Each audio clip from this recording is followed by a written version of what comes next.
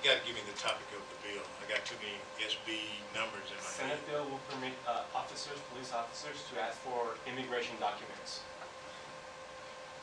Well, I think I'm against that, and I think I have, uh, you're talking about pre-arrest. Actually, it's whatever stop the officer does or makes, he can ask for immigration documents. That's what SB185 stands for. Okay, well, I'm not going to get into exactly what, right now I don't know exactly all of the details of that bill. I do have an overview of the bill that you were speaking of, but here's my position on immigration. I don't want Houston police officers to become federal immigration officers. Now, I do think that we need to secure our borders, and anyone that we lawfully arrest and take into custody, we should be able to check you in any database that we have, ask you for any identification that we can lawfully ask for, ask if you're a citizen of this country, which is our current policy today. But pre-arrest, I don't think without probable cause that you're here illegally, I don't want my officers doing it, and I'm against it. If that's what the bill allows. I'm against Houston police officers going up to individuals in our communities that they don't have under arrest, asking their immigration status. Because I don't need to know your immigration status if you're a victim of a crime. I want you to report it.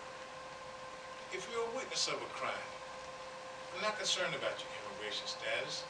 I want you to come forward and cooperate in the investigation. I don't have the resources to be a federal immigration officer. I don't. Also, Chief, with the rash of robbers going into cell phone stores, taking money and cell phones, it's been a rash of those. Is there anything that can be done in these strip centers or the market areas? Yes. One, we have certainly met with folks in the cell phone industries and have given them tips and advice on what they can do. One, obviously, if you can afford it, some of these cell phone stores are owned individually by their mom and pop stores. If you can afford armed security, you should do that. You should always have cameras, surveillance equipment, but you should have your phones. Phones are like money, so they should be stored in safes with time control locks, where individuals just can't, grab a box full of phones. All of the phones should have tracking devices prior to being sold to a customer. All the serial numbers should be recorded. Technology is available to shut those phones down and make them useless. So we've shared all of these tips with folks who are in the cell phone business. And some think that those are good ideas. Others think that some of those ideas, well, it's an inconvenience to the customers. The customers don't want to wait 15 minutes till the safe unlocked to buy a phone.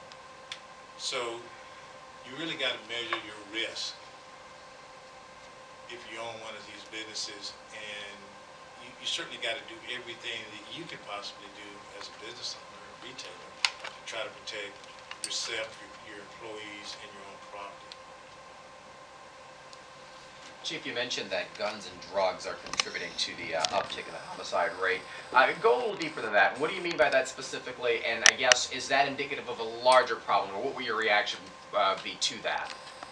It's indicative of a larger problem, that guns and drugs are so easily obtainable in our society, it fuels violence. And it's a vicious cycle. People who want drugs need money. People who have drugs want to sell them for money. people who have money to buy drugs carry guns. People that sell drugs that want more money carry guns. It's a dangerous combination. Also, I think that we're too quick to settle differences, arguments, and confrontations with handguns. That's a larger societal problem. We need to rethink how we do conflict resolution, starting in kindergarten all the way up through the university level.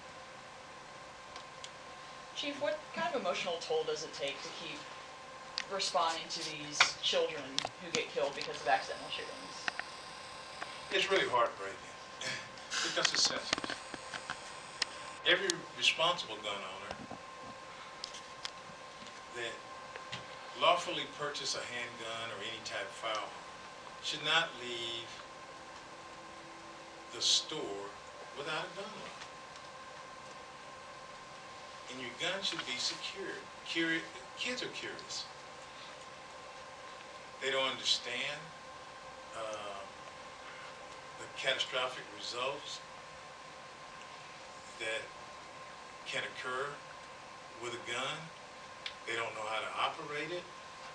Shouldn't be operating it.